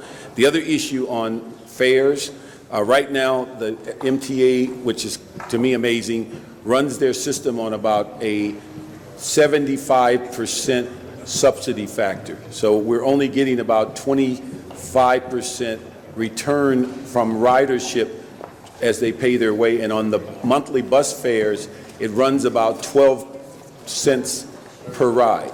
So I don't know whether there's an ability to stretch that subsidy higher. We'll look at that. But we'll look at it, and also there's a review on fares right now going on in MTA. But for everyone on the council and their constituents, each of our regions for MTA has a Service Sector Governance Council. They are primarily responsible for routes, change of routes, connecting, to get insight as to what the community and the riding public, and I would suggest all of us recommend to our community, go to those meetings and become an active member of those meetings. Right, but I will speak on behalf of my community right now and say that I think there is a need for a route from Watts to Torrance. So make a note of that. Do we have anybody from DOT here that could Sean? Yes, somebody's coming up to the table right now. I've got it. Writing a note. Okay. Just want to know if you could comment on this and tell me what you think is our possibilities here. Well, we're in a kind of a, Jim Lefton with LADOT. We met with MTA yesterday and had some discussions about their existing services that would be connecting the two facilities as well as their immediate needs program. We want to get together with LA County Department of Health Services to get a better understanding of what services are being impacted, how many people would be impacted. And actually on the county's website, they do discuss an expanded shuttle service between the two facilities. So we want to learn more about that. That would seem on the surface to provide a kind of a convenient, friendly connection between the two facilities. So we'll be gathering a lot of information, having a lot of discussions, and we'll come back with our report. When are you coming back with your report? The direction is to come back in 60 days. 60 days. Okay, good. Well, I thank you, and at least I'm pleased, colleagues, that we're at the table on this. Again, sometimes in these healthcare decisions with the county, the city is kind of left out of a lot of the discussion. So I think this is important, particularly from this angle, that we offer all our resources, we offer whatever we can to see if we can also help solve this problem. I think this could be another potential health crisis problem related to transportation. So thank you. Thank you very much, Ms. Hahn. With that, let's open the roll on this item, close the roll, and tabulate the vote. 12 ayes. That is approved. Next item, please. Item 31 was called special by Councilmember Labange, and there is an amending motion that has been circulated. Thank you very much, Mr. Mr. President, Mr. Clerk. Thank you and your staff and all the city clerks here and legislative analysts. If I could ask the Marathon representatives, MTA representatives, LADOT representatives to stay at the table, which would be great. We have Mr. Fisher. One of the greatest of all events is the City of Los Angeles Marathon, which will be held on Sunday, March 4th. And I personally want to thank Mayor Villaraigosa, from whom I discussed this issue with, and his staff, Deputy Mayor Jimmy Blackman. What we were able to do is create a route that was able to cover more of the city and take away what was a U-shaped course in the central part of Hollywood in the Wilshire area. What's being circulated is one final amendment, but this will start on the 4th of March on that wonderful Sunday morning and go over the Cahuenga Pass on Cahuenga Boulevard to Highland, to Hollywood Boulevard, to Vine Street, which turns into Rossmore, to 6th Street, to Harvard, south on Harvard to Olympic Boulevard, the 10th Street in Los Angeles, named after the 32 Olympic Games, then south on Hoover Street, the original western boundary of the Pueblo, Los Angeles, to Pico, over Pico Boulevard to Vermont, to Venice, down Venice to Normandy, to 39th, through the great Exposition Park in the shadow of the great Memorial Coliseum, over 39th Street to King Boulevard, Martin Luther King Jr. Boulevard, to Central Avenue, then back west on Jefferson to Main, north on Main to Adams, north on Figueroa to 11th Street to San Pedro Street, up again to Olympic Boulevard, over to Boyle Avenue, to 6th Street, across the great 6th Street Bridge, to Central Avenue, to 3rd Street, to then south on Los Angeles Street, to 7th Street, and then north on Flower with a finish, 26.2 miles, the marathon for the city of Los Angeles. I want to thank all staff members. Mr. Garcetti, I want to thank you and your staff. Mr. Weston, I want to thank you and your staff. Mr. Parks, I want to thank you and your staff. Ms. Perry, you and your staff. Mr. Weezer, you and your staff, and all the members of the council for being able to make an alteration to this route, which you could visualize over there. This final amendment then makes us move forward for what will be a great day, a point-to-point route, which is something that Mayor Villaraigosa stressed in announcing this, that for the first time it will run from the gateway to the San Fernando Valley, the Cahuenga Pass by Universal Studios through the city. So with this amendment, if there's any questions, staff is here to answer them. You're prepared, DOT? Thank you. MTA, you're prepared? We're prepared. Thank you. And the marathon is happy with this route? Very happy. And I think one of the most glorious things about this route, if I could say, that when it crosses the great 6th Street Bridge in the 14th District, It will be like that scene in Oz when there was the Dorothy and the lions and tigers and bears in the poppy field, and they'll be running into the city of Los Angeles with that grand skyline as they finish the race. I thank you, and I ask for an aye vote. Thank you all. Thank you very much, Mr. Labange. Mr. Weezer is our next speaker. Thank you. I just want to thank Mr. Labange for his leadership in moving this item forward and for the care he took to make sure that we continue to make this a successful event. Sometimes we often think that this is just some people out to get some exercise, but you know what? Aside from the health that happens when we all exercise, it brings the city together when we have events like this. We don't have enough here in the city of Los Angeles, and we know we have the biggest cheerleader with us here in City Council, Tom Labange, and again, Tom, you're surely showing those colors. Thank you so much for the time and effort you put into this. It's really appreciated, and thank you for bringing it to the east side where the people in the 14th Council District can also enjoy this. Thank you so much. Thank you very much, Mr. Weezer. With that, let's open the roll, close the roll, and tabulate the vote. 12 ayes. That is approved. Everything will go forthwith today, and that takes us, if we can go out of order, 54 was the next. And that was called special by Councilmember Reyes. Mr. Reyes, item number 54 is before us. Thank you, Council President. The reason for my rising in this issue is not to stop it. It needs to go forward. What we are doing here is we are continuing a contract with ALP to essentially put out publications for our codes. And what I'd like to see happen is have the City Attorney's Office, along with the Planning Department, come to my committee and talk about how we use this changing technology and these services for its ability to be much more user-friendly. And essentially that would be the essence of my request, to allow the planning personnel, along with City Attorney, to work in how we publish these codes in a manner that's much more legible, readable, understandable, just bottom line user-friendly. But we should continue with this contract. We'd like to get them to come into my committee and discuss the different methods and approaches that we can take so that we can take advantage of our technology and our multilingual needs of our city, if possible. So that would be a friendly amendment to this motion. Could I have a second on that? I will second that, Mr. Reyes. There's no objection. As amended, then we will open the roll on this item, close the roll, and tabulate the vote, please. 12 ayes. That is approved. If we can go to 69 next. That was called special by Councilmember Parks. Mr. Parks.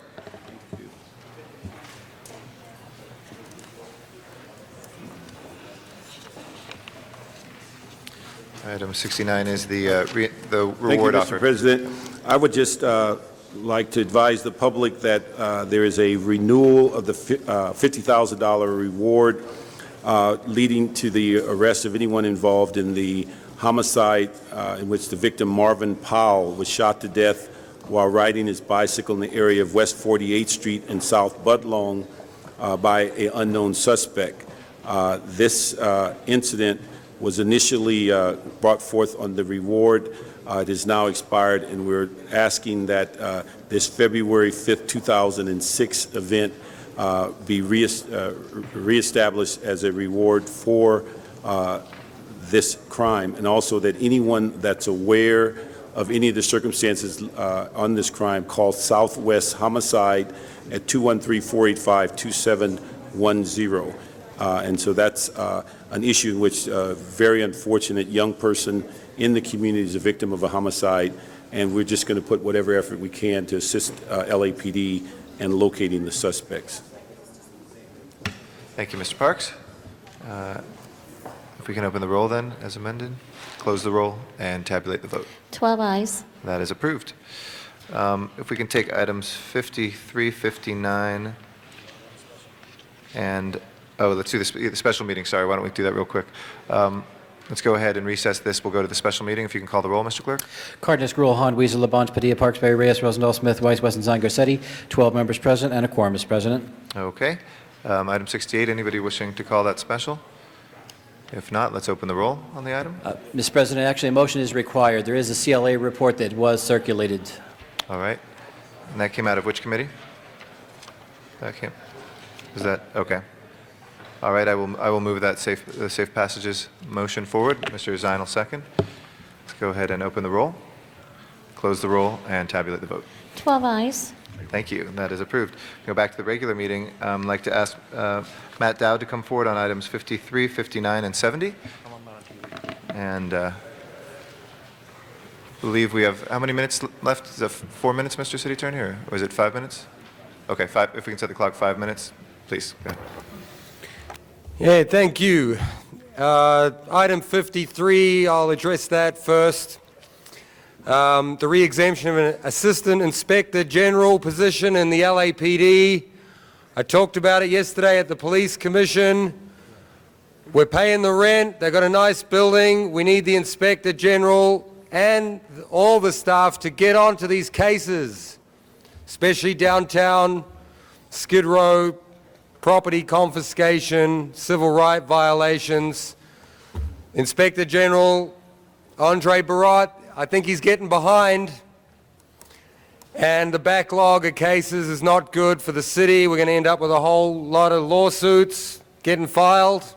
They're already there. I got copies of them. Carol Sobel's getting in on this now. So let's get the Inspector General underway with all of those items. Item 59, Hollywood Walk of Fame. Amy Grant, famous singer. That's the kind of star we need on the Hollywood Walk of Fame, but I do have to mention that these Hollywood Walk of Fame, one of them we had recently, the public hearing was concluded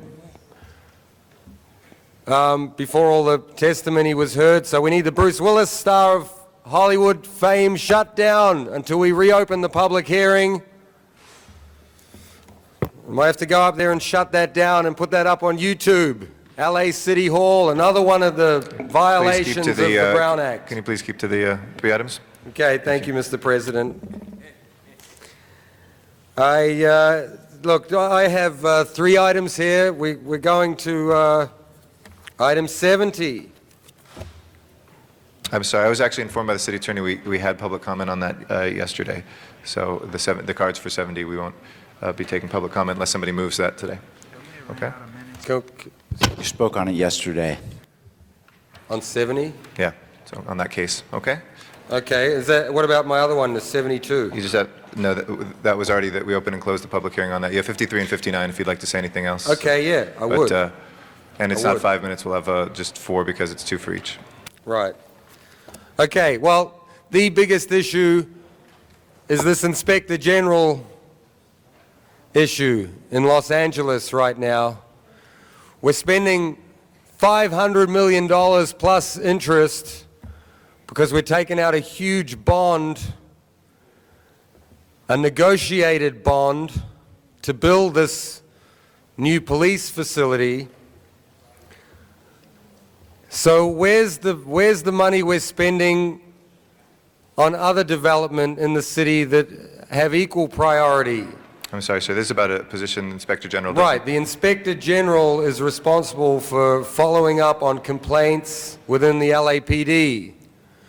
And a lot of those complaints are coming from the homeless, because the police have been deployed in Skid Row and they're confiscating property and they're harassing people who have a federal court order behind them who are allowed to sleep. We've had testimony here. See, this is what the Inspector General does.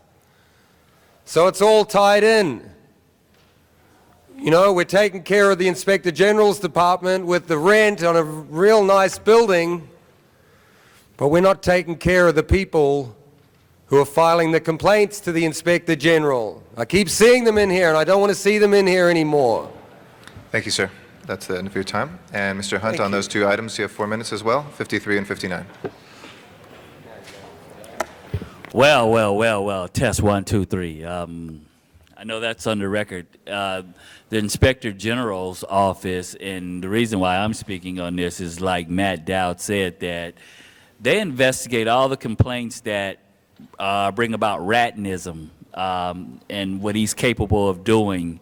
I think if we get rid of the chief of police, Brattonism, we wouldn't need another inspector general, but as much as chaos that he's in, I think it's time for LA to make a change with a new police chief and a couple more inspectors to investigate all the crimes that happened that LAPD have committed prior to what we see in the papers, LAPD beating up constituents, not only Mr. Muhammad, but the guy that was on the paper the other day that they was hitting him in the face. That's why we need the inspector generals, and this is why we need all the vote, and this is why we need all the people to come out and really talk regarding this. More inspectors, more inspector generals. Let's get rid of Chief Brattonism. Let's turn the city around again. We had to go through this at 93 after the riots. We're still faced with the same issues today. That was the reason for getting a chief inspector. I think me and the city attorney can change the city around if we were the new inspectors. That's just my thought. But, you know, it's just like any other opinion. It's non and void. You know, it's just like why we here, you know, but we definitely need another inspector because the number of complaints have tripled. If you check from 2004 to 2006, the complaints have tripled from 3,000 and about 900,000 to almost 6,000 or 7,000. That means that the people of Los Angeles is not really happy with the chief. So I really want, you know, more inspectors to investigate the Brattonism that's going around here for the chief of police. Even, I know when I even file complaints, even in City Hall, I have a hard time getting a sergeant here. And I would rather have an inspector general here based on their qualification and based on, you know, the kind of money that we're giving them. I would like to see an inspector general come out because LAPD sometimes favor their own officers, which I think is another part of Rattonism. How do you have LAPD investigate LAPD? That's kind of hard. That's why I say we need the inspector general.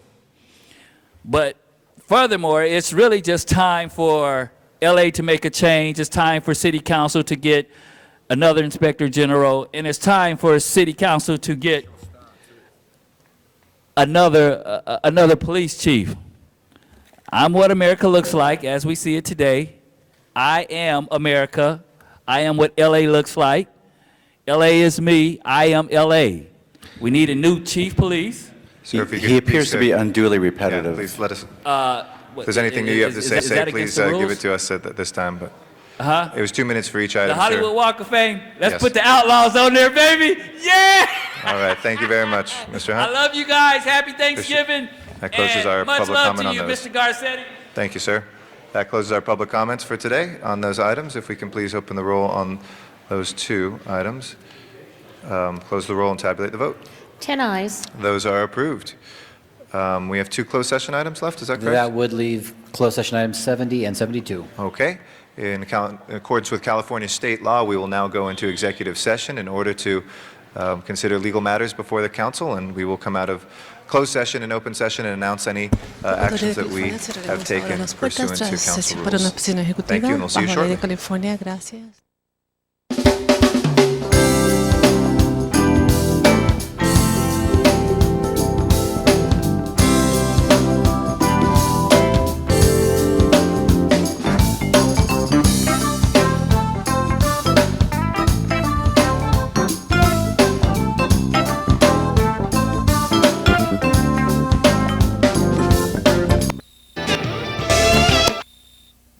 Okay, I will move and Mr. Weston will second. Those excuses are granted. And Okay. we have, and can you remind our viewers when council will be out of session for the National League of Cities conference? That is the first week of December, and those dates are December 5, 6, and 8. Okay, there will be no meeting on December 5th, 6th, and 8th. Just to remind our viewers and folks who come down to City Hall, the council will be in recess, but the council members will be working at the National League of Cities conference. Okay? Any announcements, colleagues? Oh, sorry, we have two more excuses before that. Yes, Mr. Councilmember Rosendahl requests to be excused to leave at 1 o'clock on Wednesday, November 29th, and for the entire meeting of December 1st, both for city business. A motion is required. Both are motions required? Just on one. Oh, okay. Well, I'll move that. Mr. Zine will second. That excuse is granted. And Councilmember Grewal requests to be excused to leave at 11:45 on November 28th and at 1:15 on December 12th, both for city business, and those both meet council policy. Okay, those excuses are granted as well. That clears the desk. Thank you. Mr. Labange. Announcement, we kicked off the Los Angeles Department of Water and Power Light Festival in Griffith Park. All citizens of the city, residents are welcome to come drive through or walk through if they park in the zoo parking lot, but drive through coming from the Los Feliz entrance and enjoy a wonderful light display sponsored by the Los Angeles Department of Water and Power. Runs every night from 5 p.m. through 10 p.m. Other announcements? Mr. Parks? Thank you, Mr. Chair. I just would like to invite all the public and also all my colleagues to a tree lighting at Leimert Park at 5 o'clock on Monday. We will have the KJLH disc jockey Kevin Nash as the MC. Also, Fritz Coleman will basically broadcast his weather news from that location. And it's our annual lighting the entire park plus a 50-foot Christmas tree. So we'd invite all of you to come out, corner of Vernon and Crenshaw. And then also like to make everybody aware that the Mothers in Action is having their annual Thanksgiving Day seniors on Meals on Wheels, and also a dinner for the Ward senior facility, and that's going to be on Thursday, November 23rd, 9 a.m. to 3 p.m. at Ward Villa at 1177 West Adams Boulevard. Thank you, Mr. Parks. Mr. Rosendahl, you have an announcement? Okay. Mr. Zine? Yes, to everyone, a happy Thanksgiving tomorrow, and those that don't have a place to enjoy, the Sagebrush Cantina out in my district is hosting a Thanksgiving dinner for seniors, and there's many other groups that are hosting Thanksgiving dinners for people who don't have a place to spend that with, many of them located throughout the city of Los Angeles, and we want to acknowledge those locations. I know Councilmember Cardenas was passing out turkeys, I think, yesterday, but many of the organizations, Guadalupe Center, and many organizations hosting Thanksgiving dinners, so they are available for people who want to spend that holiday when they don't have a family or friend to spend with. Thank you. Mr. Labange. Very nice, Dennis. Happy Thanksgiving to everybody. One of the greatest of all holidays for family and friends. Also would like to welcome this weekend the University of Notre Dame Fighting Irish, who is going to go down to 39th and Figueroa and meet the mighty Trojans in what's going to be a great football game, a classic game. And it's over 80 years when Newt Rockne and Howard Jones started the greatest intersectional rivalry between the Notre Dame Fighting Irish and the Trojans, and it's going to be a great game, and we hope for the Trojans to be successful as they have been throughout this year. Mr. Labange, you know why Notre Dame wears navy blue and gold? Oh, well, let's hear it, Mr. President.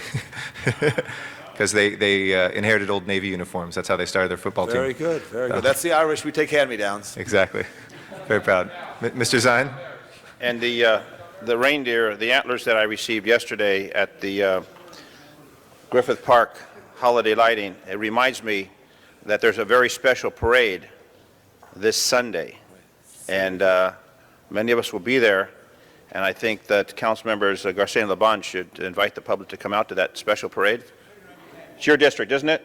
Here, see, this is to remind us of that special parade. I was going to make the announcement. We welcome everybody to the annual Hollywood Christmas Parade. I know many council members will be there, and we are very excited. It is the largest parade in the city for the holidays, and we may even have an antlered council member, Mr. Zine.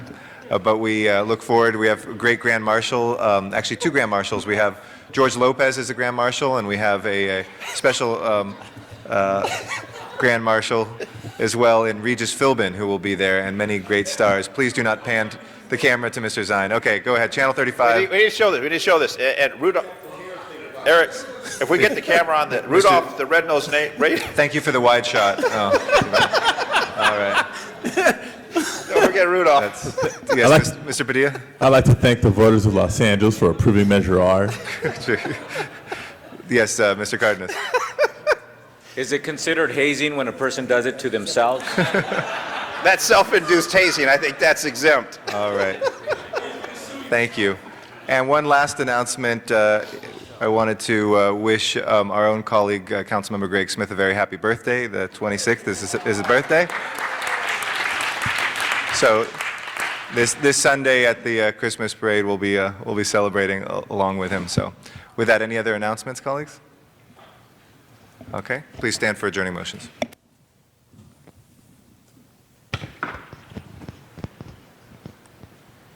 Mr. Cardenas. Thank you, Mr. President. It's with great sadness that I announce that on November 16, 2006, in Sacramento, California, Luisa E. Susteta passed away from complications due to pancreatic cancer. She battled that disease for over a year, and she was a beautiful individual, someone I got to know when I was in the state legislature.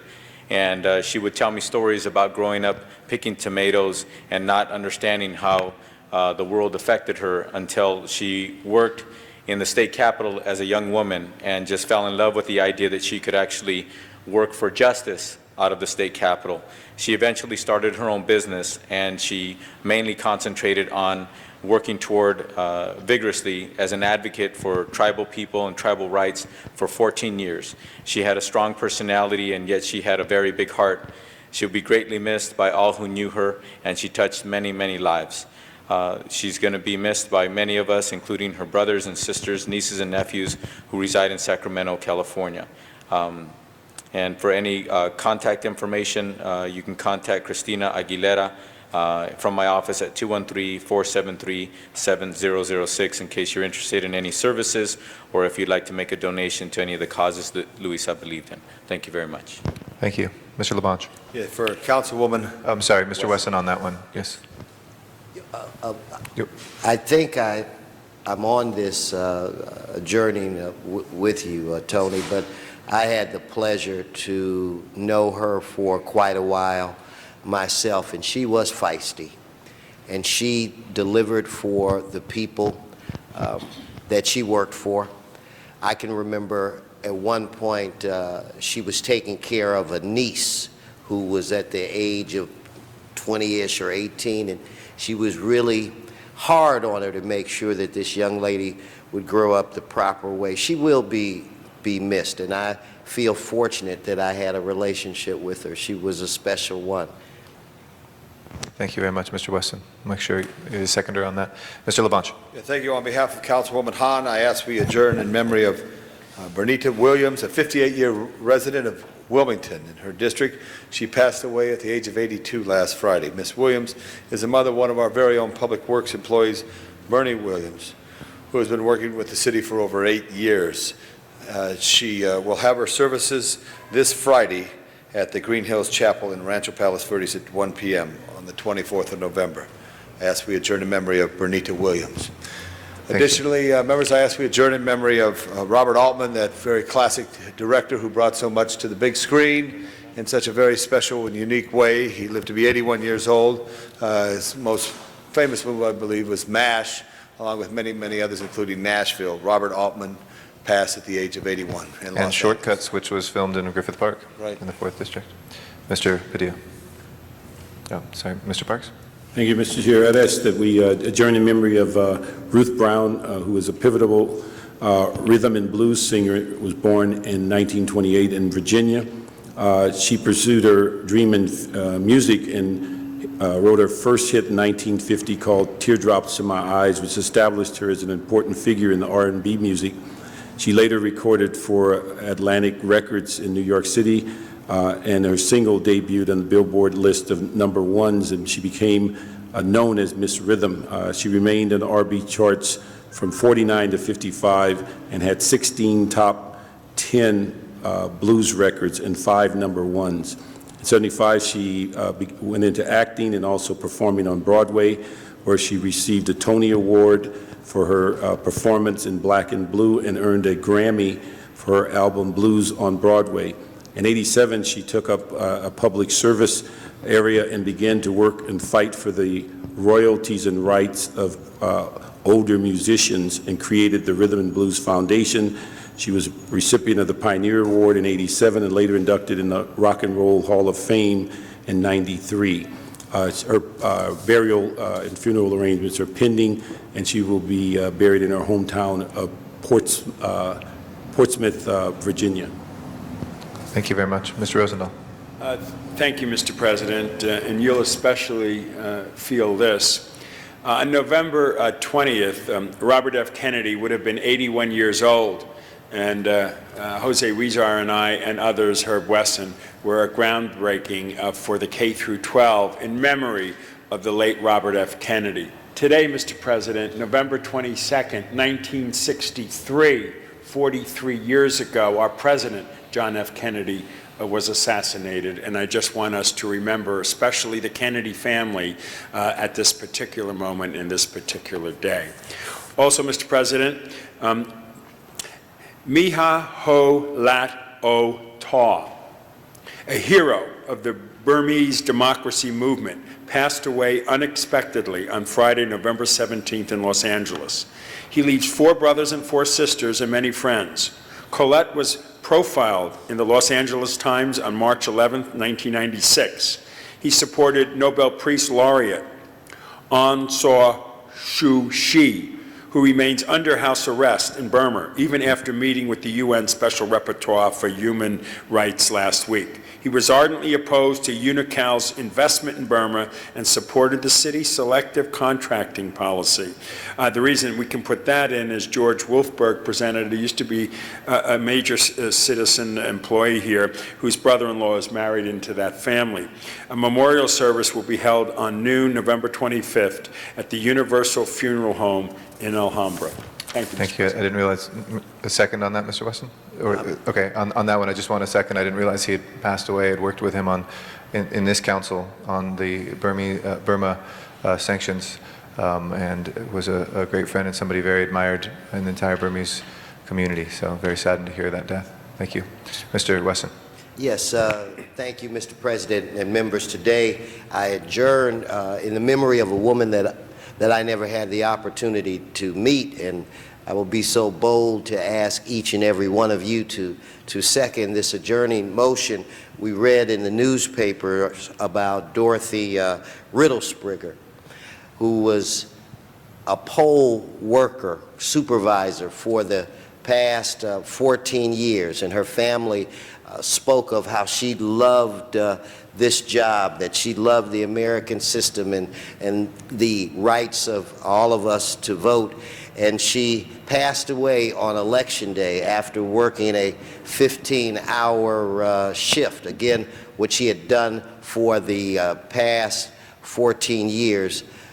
She's a mother, a grandmother, and a great-grandmother. She's survived by 6 children, 12 grandchildren, and 8 great-grandchildren. Thank you. We'll put all members on that. Thank you. And lastly, I ask that we adjourn today in honor of Benjamin Kevorkian, passed away November 17th. He was the grandfather of my staff member, Arsen Malikian. He passed away from liver cancer. Born March 15th, 1931 in Beirut, Lebanon, he was a man who loved his family very much and made the best of what he had to provide for them. He always had a kind word and a gentle smile towards those whom he encountered. He's survived by 4 daughters and 8 grandchildren and countless friends and admirers. May he rest in peace. And we wish everybody in Los Angeles a very happy Thanksgiving with their friends and family, and certainly to the entire city council and city family the same as well. And Mr. Clerk, please call the roll. And Mr. Parks has a special little send-off to everybody. This meeting of the council is adjourned. We hate to say every week is a big game week. Just look at the TV. We wanted to show you the last couple of plays of the USC Notre Dame game. We hope it's not this exciting this year, but we hope the end result is the same. And this is, and Greg Smith was there, and Sharon was there. Ryan Khalil, the center, waiting for the call from Matt Leinart. Lines are set. Leinart changes at the line. Gets the snap, drops the pass, throws, looking for Jarrett. It's caught by Jarrett at the 40, 35, 30, 25, 20. Tackled from behind at the 15, maybe the 13-yard line. That is not Jarrett, but Steve Smith with the catch. Smith makes the catch on the changeup of the play at the 13-yard line. The Trojans have a 1st and 10 at the 13. I don't believe it. 61 yards. I think that was Dwayne Jarrett, and Matt Leinart audible against bump and run coverage. Was it Jarrett? Because Smith got up with the ball. No, that was Dwayne All Jarrett. right, I got the call right the first time. You got it right the first